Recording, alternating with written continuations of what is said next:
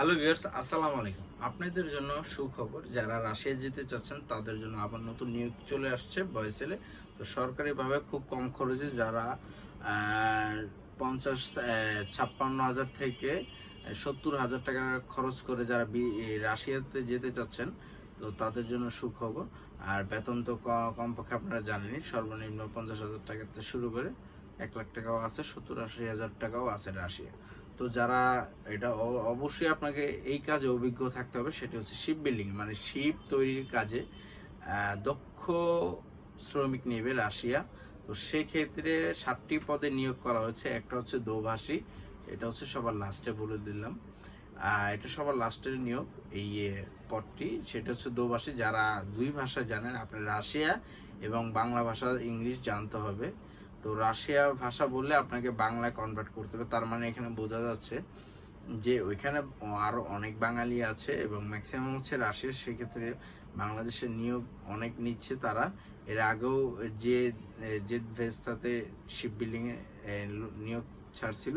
তো যারা আবেদন করছেন তাদের আবেদন করার দরকার নেই। নতুন যারা আবেদন করতে চাচ্ছেন তাদের জন্য আবার নিয়োগ তারা ছেড়েছেন।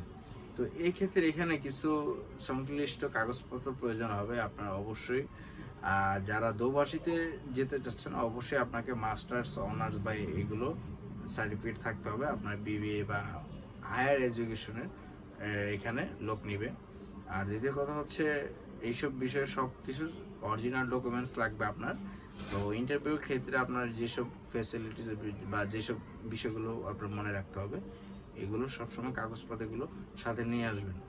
তো যে নিয়োগগুলো ছাড়ছে হচ্ছে রং মিস্ত্রি, এরপর হচ্ছে ওয়েল্ডার, যারা ওয়েল্ডিং করতে পারেন, যারা রং করতে পারেন, অবশ্যই কাজের 1 বছর বাস্তব অভিজ্ঞতা থাকতে হবে। এইসব কাজের বাস্তব 1 বছর অভিজ্ঞতা থাকতে হবে। দেন হচ্ছে আরো হচ্ছে পাইপ ফিটার, এইসব বিষয় হচ্ছে শিপে অনেক সময় পাইপ ফিটিং করতে হয়, পাইপ হচ্ছে গ্যাসের ঝালাই করে, এইসব কাজগুলো আপনার জানা থাকতে হবে। মানে দেখ, শিপইয়ার্ডে যা ঝালাই মোলাই যত ধরনের কাজ আছে শিপেই আপনার করতে হবে। আর এবং অবশ্যই ওইখানে ঠান্ডা তাপমাত্রা 11 থেকে 30 পর্যন্ত থাকবে, মানে আপনার তুষারও মধ্যেও কাজ করতে হবে বা শীতের মধ্যে প্রচন্ড বাতাসে এর মধ্যেও কাজ করতে হবে এবং নর্মাল গরমও কাজ করতে হবে। মানে ওইখানে আর অবশ্যই যাদের অ্যালার্জি আছে, যে ঠান্ডায় সর্দিতে অ্যালার্জি আছে, তারা আবেদন করবেন না, কারণ তারা আপনার সাথে সাথে মেডিকেলে আনফিট হয়ে যাবেন। তো যাদের এই সমস্যাগুলো আছে তারা দয়া করে আপনার আবেদন করবেন না, আপনার আনফিট হয়ে যাবেন, আপনার শুধু শুধু আপনার টাকাটা নষ্ট হবে। তো আপনাদের জন্য এই এত কম টাকায় গভর্নমেন্ট বাংলাদেশ ওভারসিজ আপনাদেরকে নিয়ে যাচ্ছে। তো সেই ক্ষেত্রে আপনাকে অবশ্যই প্রপারলি সবকিছুর বিষয়ে জ্ঞান থাকতে হবে, রাশিয়ার বিষয় কিছু জ্ঞান থাকতে হবে। ইন্টারভিউগুলো এইভাবেই ফেস করতে হবে। আপনি যে কাজ যাচ্ছেন, যে কোম্পানির নাম কি, আপনার এখানে স্যালারি কত ধরবে, কয় ঘন্টা ডিউটি, কত বছরের জন্য চাকরির যোগদানের আছে, নবায়নযোগ্য আছে কিনা, এইসব ডিটেলস, এই হচ্ছে কমন প্রশ্নগুলো ইন্টারভিউ। এগুলো আপনার মাস্ট বি, আপনার এগুলো মনে রাখতে হবে। তো মনে রাখতে হবে, মনে আপনি কিভাবে রাখবেন? আপনি যেদিন নিয়োগটি দেখছেন অবশ্যই ওইটার পিডিএফ ফাইল আপনি ডাউনলোড করে রেখে দিবেন। তো যখন আবার আবেদন করবেন, তো ওইটা তো আপনি রেখে দিবেন। যেদিন আবার ইন্টারভিউ, এগুলো মনে রাখবেন, যেদিন আমার ইন্টারভিউ আপনি দিতে যাবেন, ওই যে প্রথম যে নিয়োগের যে ফর্মটা ছিল ওইটা আপনি একটু স্মরণ করে নেবেন, একটু পড়ে নেবেন ভালো মতো। এরপর হচ্ছে আপনার কাজের বিষয়গুলো জিজ্ঞাসা, আপনি কোথায় থাকেন, আপনার নাম কি, বাবার নাম কি, বাবা কোথায় থাকে, কোথাকার, আপনার কাজের এক্সপিরিয়েন্স কেমন, কি কাজ জানেন, আরো স্কিল আছে কিনা। তো সচরাচর এইসব বিষয়গুলো জিজ্ঞাবে ইন্টারভিউ, এর বাইরে কোনো কিছু জিজ্ঞাবে না। যে আপনাকে জিজ্ঞাবে না যে অন্য কেউ ওই দেশে কি অবস্থা, হ্যান ত্যান এই। আর দ্বিতীয় কথা হচ্ছে, আপনারা যারা শিপ এয়ারে জব করছেন বা বিদেশে করে আসছেন, সিঙ্গাপুর, ভিয়েতনাম, ব্রুনাই বা এইসব কোনো দেশে যদি করে আসেন, তো আপনাদের জন্য একদমই ফার্স্ট ক্লাস চান্স থাকবে। যারা করে আসছেন তাদের জন্য এই অভিজ্ঞতা তারা আপনাদের আরো, মানে তারা আরো এগ্রি করবে। তো এগুলো আপনাকে ক্যান্সেল করার কোনো সুযোগ নেই। তো তাদের পূর্বের অভিজ্ঞতা আছে, তাদের জন্য সমস্যা হবে না আমি আশা করি।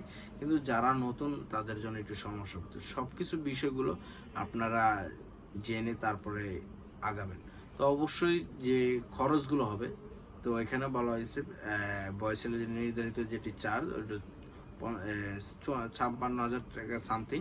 এরপর হচ্ছে ভিসা বাবদ স্ট্যাম্পিং এবং মেডিকেল ফি, এগুলো আছে, এগুলো মিলিয়ে দেখা যাচ্ছে 70-80 পড়ে যেতে পারে।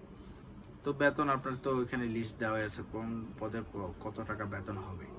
তো ভিউয়ার্স, অবশ্যই চ্যানেলটি সাবস্ক্রাইব করুন এবং বেল আইকনটি ক্লিক করুন আরও ভিডিও এবং নিয়োগ পাওয়ার জন্য। অবশ্যই আমার চ্যানেলের পাশে থাকুন এবং শেয়ার করে দিন আপনার বন্ধুদেরকে, পাড়া প্রতিবেশীদেরকে, তাদের যেন দেখার জন্য সুযোগ হয় এবং তারাও যেন সঠিকভাবে বাংলাদেশ সরকারের অনুমোদিত এজেন্সির মাধ্যমে যেন যেতে পারেন।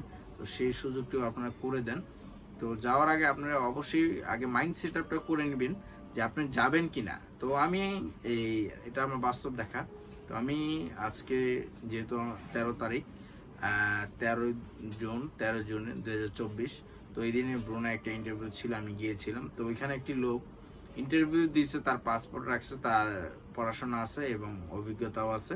তো সেক্ষেত্রে যখন তার পাসপোর্ট রাখে, সে আবার তখন বলল যে আমার পাসপোর্ট চাই, আমি যাব না। তাহলে বুঝেন তার মাইন্ড সেট আপটা ঠিক হয়নি। কারণ সে যে টাকা বেতনে যাবে তার অর্ধেকের একটু বেশি সে এখানেই পাচ্ছে। তো এখানে যে এত কম টাকা কিভাবে যায় ব্রুনাইতে আপনার নর্মালি বেতন 40 থেকে শুরু, শ্রম আইন অনুযায়ী ওই দেশে 40, বাংলাদেশি টাকায় 40,000 থেকে শুরু, 50, 60, 70,000 টাকা।